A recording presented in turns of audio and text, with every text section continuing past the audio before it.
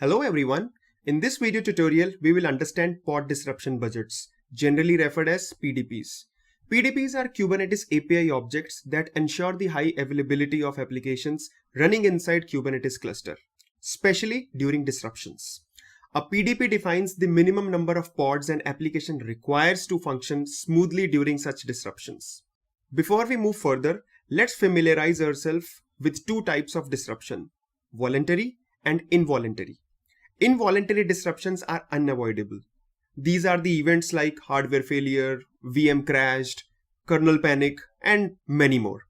These are out of Kubernetes control, so you cannot avoid them. They are unavoidable at Kubernetes cluster level. On the other hand, voluntary disruptions are actions initiated by cluster admins or application developers or application owners, such as draining a node. In fact, draining a node is one of the best use cases for implementing PDPs. Let's head over to a demo and see PDPs in action. In this demo, we will implement pod disruption budgets. So we have a 3-node cluster. And at present point in time, there are no pods which are running in the default namespace. So we will go to the directory where temp ks file, and we will create another directory called PDP. Go inside it, and this is a place where we are going to develop our deployment file and a PDP file. So before doing anything, let's create one deployment file and create 6 replicas or 6 pods for that deployment. So I'm going to do kubectl create deployment. I'm putting it a name called demo dep -- image. We are using Thinknyx latest tag --dry -run equal to client -o YAML, and I am putting demo dep.yaml name to it. So vi demo dep.yaml. Let's remove the lines which are not required for the simplicity.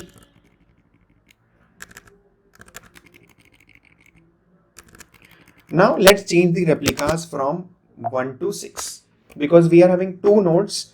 So we will create more number of pods to see pod disruption budget in action. So save, done.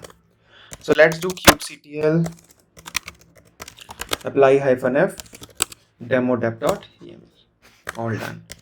So kubectl get pods. So we are having 6 pods which are up and running. And if we do -o wide, we will be able to see that the 3 pods are running on worker 1 and the remaining 3 are running on worker 2. So we will create a pod disruption budget now, and we will make it in such a way that it should have minimum 4 pods up and running so that we can see it in action. Right? So first thing is we need to develop a pod disruption budget file. So for that, what we are going to do is we are going to do vi, let's say pdp demo.yaml. Enter. Let's go open another terminal and try to see the object for PDP. So kubectl API resources grep-i PDP.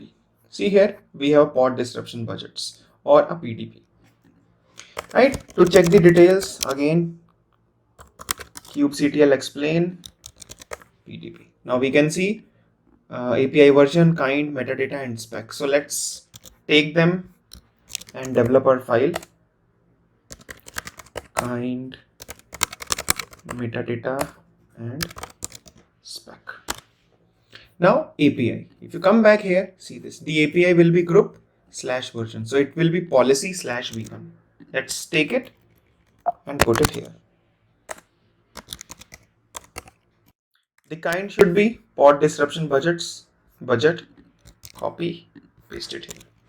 Metadata, let's give it a name. So we are giving it a name called demo dep-pdp. So deployment name, and we are just using hyphen and saying that this will be associated with this PDP. Spec. Now if you come back here, let's see what is under spec. So pdp dot spec. So if you scroll up, you should be able to see various options like max unavailable, minimum available, selector. We are going to use minimum available. See here, an eviction is allowed if at least minimum available pods selected by selector will still be available after the eviction. And as we already know that PDP is having a best use case for node draining, right? So we will see it in action. So we will use minimum available, come back, and in our case, we are going to use it 4. So indentation should be like this under spec, right? And then next we are having selector. So selector again, it will going to give us match labels or match expressions. So whatever you want to use, you can use. We will use match labels here.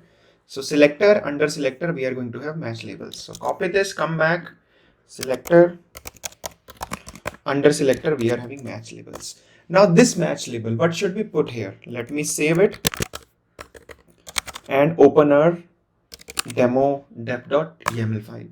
So if you see here, we have given these labels to our pod. So we need to associate our PDP with the labels of a pod.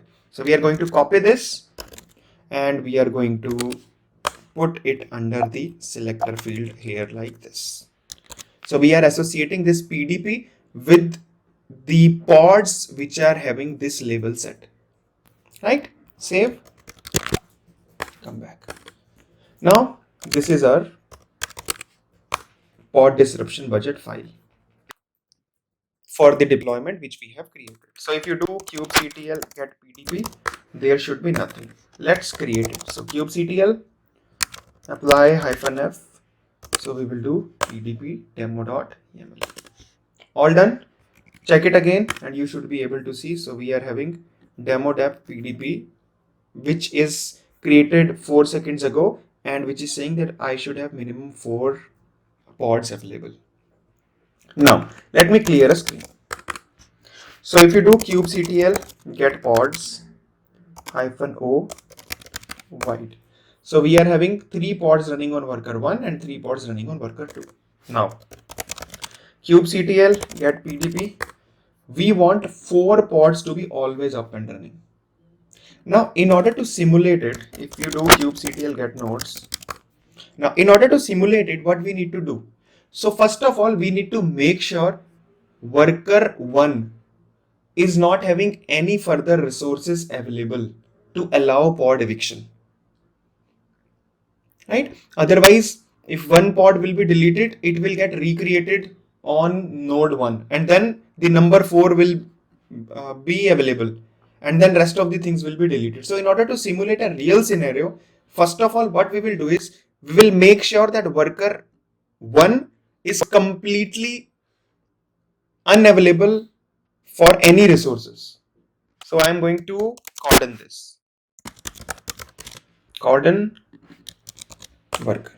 So now worker 1 will not going to take any new scheduling. It will not going to schedule any new pods.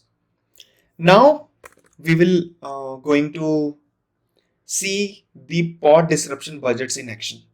We will try to drain this node, right? And as worker 0 will not allow for any new scheduling, so we will see Kubernetes will not going to delete the 4th pod. It will make sure that total 4 pods should be always up and running.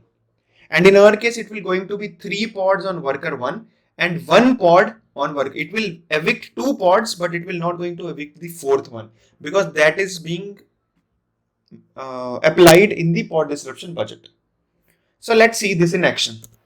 So 𝒄𝒐TL drain worker 2 -ignore daemon sets. Enter. See here, if you closely see, this pod is not getting evicted, but rest all pods are evicted. Right? This is a 4th one. So if you see here, your Kubernetes will keep trying, but it will not evict it because pod disruption budget, we have mentioned we need 4 pods to be up and running, minimum 4 pods to be up and running, right? Meanwhile, this is going on. Let us switch to the another terminal and see it. So if you do kubectl get pods -o void enter. See here, running. These are running on worker 1. This is running on worker 2. If you see here, 7 minutes ago this pod was created and it is in a running state. So total 1, 2, 3 and 4. 4 pods are running. And this is what we have defined in PDP. And rest 2, they are pending. Because there is no other server available, node available to accommodate them. And kindly make sure that PDP is best used when we are doing cluster maintenance operations like draining and upgrading. We hope this was useful. Implement it and let us know if you want us to present more such video tutorials. See you there.